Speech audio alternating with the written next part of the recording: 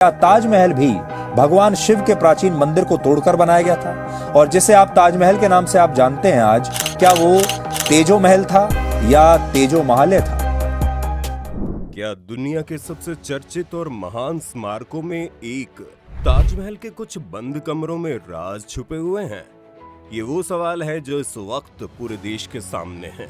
देखा जाए तो इस वक्त देश में हालात ऐसे हैं कि कुतुब मीनार से लेकर लाल किले तक को मंदिर बताने में कुछ लोग लगे हुए हैं, जिसे सुप्रीम कोर्ट और सरकार दोनों ने ही गलत बता दिया है। उत्तर प्रदेश के इलाहाबाद हाई कोर्ट के जजों को तो ऐसा नहीं लगता। गुरुवार को हाई कोर्ट ने भारत की सत्ताधारी भारतीय जनता पार्टी के एक सदस्य की तरफ से दायर याचिका को खारिज कर दिया।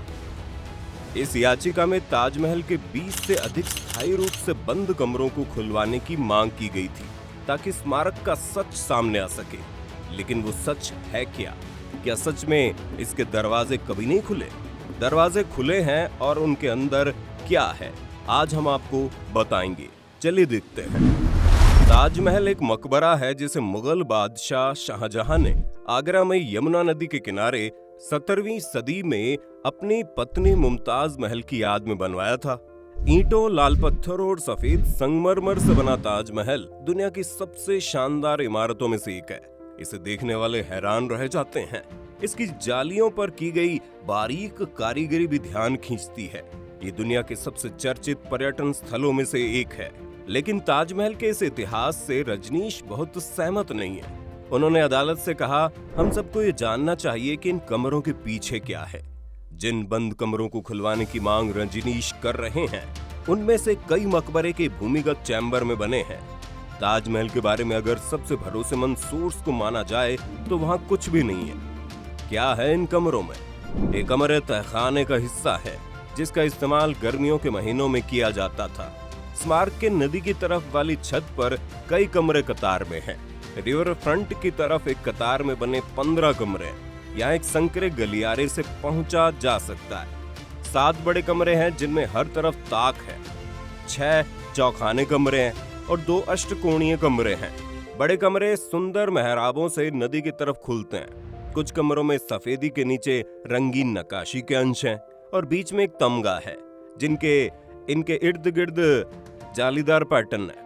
इतिहासकारों के मुताबिक ये एक सुंदर हवादार जगह रही होगी, जो मकबरे की यात्रा के दौरान शहंशाह उनकी औरतों और साथ आए दल को ठंडी जगह मुहैया कराती होंगी। हालांकि अब यहाँ नेचुरल लाइट नहीं पहुँचती है। ऐसे भूमिगत तहखाने मुगल स्थापत्य कला का हिस्सा रहे हैं।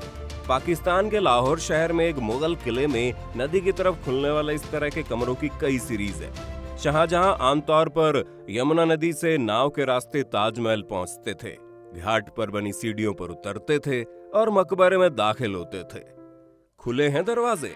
1978 में आई बाढ़ से पहले तक ये कमरे पर्यटकों के लिए खुले थे, लेकिन बाढ़ का पानी मकबरे में घुस गया था। तहखाने में बने कुछ कमरों में रेत घुस गई थी और दरारें नजर आने लगी थी। इसके बाद प्रशासन ने आम लोगों के लिए इन कमरों को बंद कर दिया और आज भी समय समय पर रख रखाव के लिए इन कमरों को खोला जाता रहा है। हालांकि ताजमहल को लेकर कई मिथक और दंत कथाएं भी हैं। इनमें शाहजहां की ताजमहल की यमुना नदी के दूसरे किनारे पर काला ताज बनाने की योजना भी शामिल है। कहा यह भी जाता है कि वास्तव में ताजमहल को एक यूरोपीय वास्तुकार ने बनाया था। कुछ पश्चिमी स्कॉलर ये भी मानते हैं कि स्मारक किसी महिला के लिए नहीं बनाया गया होगा, क्योंकि भारतीय मुस्लिम समाज में महिलाओं का दर्जा कमतर था। हालांकि इस तर्क में भारत में अन्य महिलाओं के लिए बनाए गए स्मारकों को नजरअंदाज कर दिया जाता है। ताजमहल देखने आए पर्यटकों को उत्साही गाइड ये कहानी जरूर सुनाते हैं कि किस तरह शाहजहां ने ताजमहल के बन जाने के बाद आर्किटेक्ट को मरवा दिया और कारीगरों के हाथ कटवा दिए। लेकिन एक झूठ के सिवाय कुछ नहीं है। भारत में ये मिथक भी है कि ताजमहल वास्तव में एक भगवान शिव को समर्पित हिंदू मंदिर था, जिसका नाम तेजो महालय था। लेकिन एएसआई ने कोर्ट ऑर्डर के बाद इन कमरों के फोटो जारी किए थे, जिनसे साफ हो गया कि इनके अंदर ऐसा कुछ भी नहीं है। जब हिंदू राजा को दी गई ताजमहल को मंदिर बनाने की सलाह, कहा जाता है कि 1761 में जब हिंदू राजा सूरजमल ने आगरा को जीत लिया था, तब उनके दरबार के एक पुजारी ने उन्हें ताजमहल को हिंदू मंदिर में परिवर्तित करने की सलाह दी थी। 1964 में भारतीय इतिहास को फिर से लिखने के लिए एक संस्थान की स्थापना करने वाले B.N. ओक ने एक किताब में दावा किया है कि ताजमहल वास्तव में शिव मंदिर है।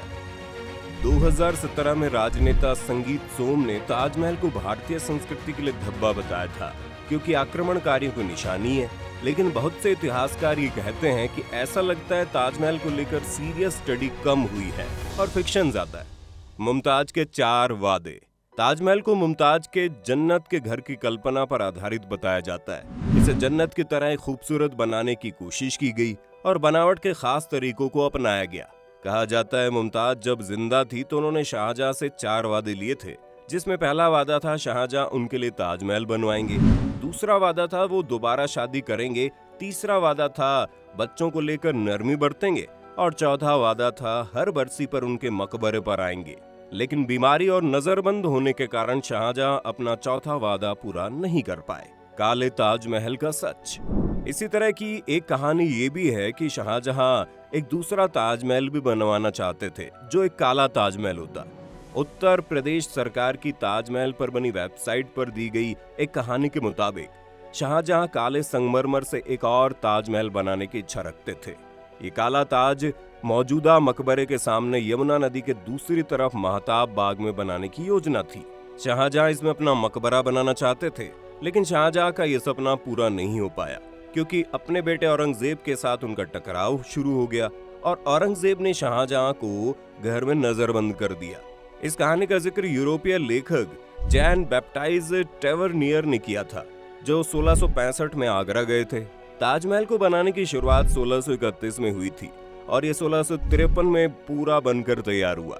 इसे बनाने के लिए उत्तर भारत के करीब 20,000 मजदूरों को बुलाया गया था और ताजमहल को इंडो इस्लामिक वास्तुकला का मेल बताया जाता है। आपको क्या लगता है ताजमहल की असली सच्चाई क्या है? हमें कमेंट करके बताइए ना। अगर वीडियो पसंद आई तो इसे लाइक और शेयर करना। अगर आप चैनल पर नए हैं या चैनल को आपने सब्सक्राइब नहीं किया है तो सब्सक्राइब तो कर ही लो। धन्यवाद।